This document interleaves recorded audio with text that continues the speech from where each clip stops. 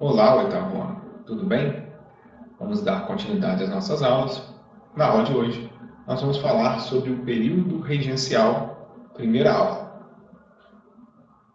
O período regencial foi o período na história brasileira que ocorreu entre a abdicação de Dom Pedro I, em 1861, até a coroação de Dom Pedro II e, assim, o início do segundo reinado. Em linhas gerais, foi o período em que o Brasil não tinha imperador e foi governado por regentes conforme determinava a Constituição de 1824.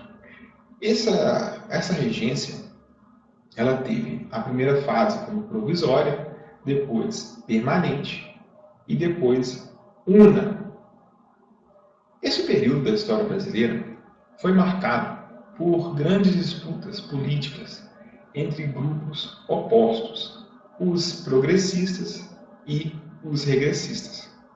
Os progressistas eram a favor de um governo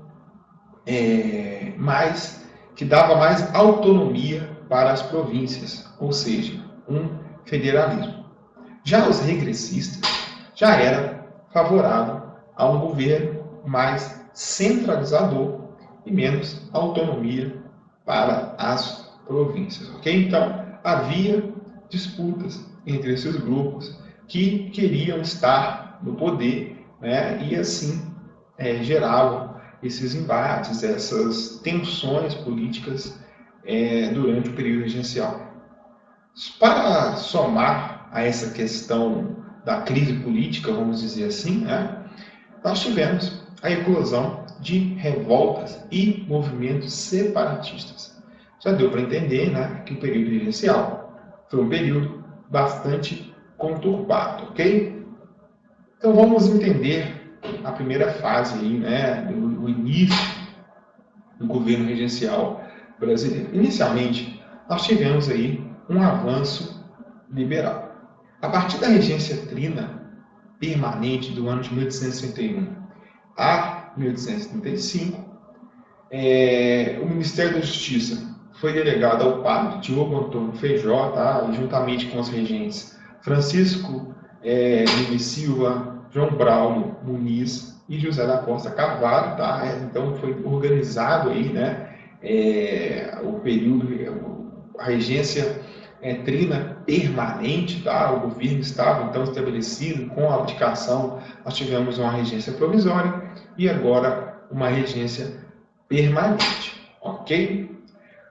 O ministro da Justiça, o padre Diogo Feijó, ele instituiu a Guarda Nacional, que era uma espécie de milícia que seria controlada por representantes das elites locais, tá? E, em linhas gerais, como definir essa criação da Guarda Nacional? Os grandes latifundiários, os grandes fazendeiros, eles tiveram permissão, né, do Diogo Feijó, de comprar um título de coronel. A partir daí, esse fazendeiro, né, passaria a ser também um coronel, que tinha sua milícia, seu grupo armado, que iria defender o seu território, né, e, lógico, os seus interesses ali, ok?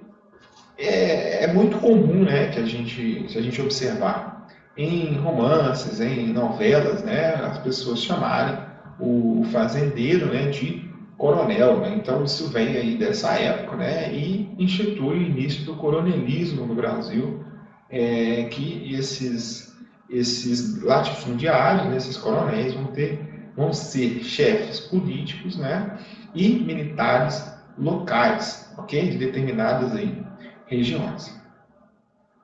Mas, durante esse período regencial, devido às disputas, né, entre os grupos opositores, foi criado o Ato Adicional de 1834, no dia 12 de 8 de 1834, tá? Não está 9, mas é 8, foi aprovado, então, o Ato Adicional, que tinha um caráter descentralizador e liberal. Este ato adicional de 1834 concedeu autonomia relativa às províncias permitindo que tivesse poder legislativo próprio, com a criação de assembleias provinciais e, entre outras coisas, passariam a controlar os impostos e a força policial local. Ela conservou o poder moderador, que permaneceria suspenso até a maioridade de Dom Pedro II e o Senado vitalício. Ou seja, tinha o poder moderador, mas não para os regentes, ok? Transformou a regência trina em regência una, sendo o regente eleito para um mandato de 4 anos. E o primeiro regente aí, né, o uno, foi o padre Antônio Feijó, ok? Então nós tivemos aí uma transição entre a regência, que foi, é importante observar, nós tivemos a regência trina provisória, que foi aquela, o governo tampão, né? O Brasil não poderia ficar sem governante, tá? O executivo não poderia ficar vago, e depois uma regência trina permanente. Porém, devido às divergências, às disputas políticas que haviam nesse momento, né, foi criado aí o ato adicional de 1834, até para tentar satisfazer os anseios políticos daquele momento no Brasil. Lembrando, né, que esse ato adicional é uma emenda à Constituição de 1824, que, lembrando vocês que foi uma Constituição imposta, né, outorgada, autoritária, né, que visava ali centralizar o poder nas mãos de Dom Pedro I. Então, já que agora, né, os grupos que conseguiram tirar Dom Pedro I do governo do Brasil, vamos dizer assim, né, então eles deram uma mudada ali na Constituição de 1824, né, dando ali fazendo uma adaptação ao momento político no qual o Brasil vivia. E ao invés de ser uma regência trina, né, uma grande mudança aí nesse período, foi a regência una, né, que foi governada ali pelo padre Antônio Feijó, né. Esse período aí foi considerado o avanço liberal, ok?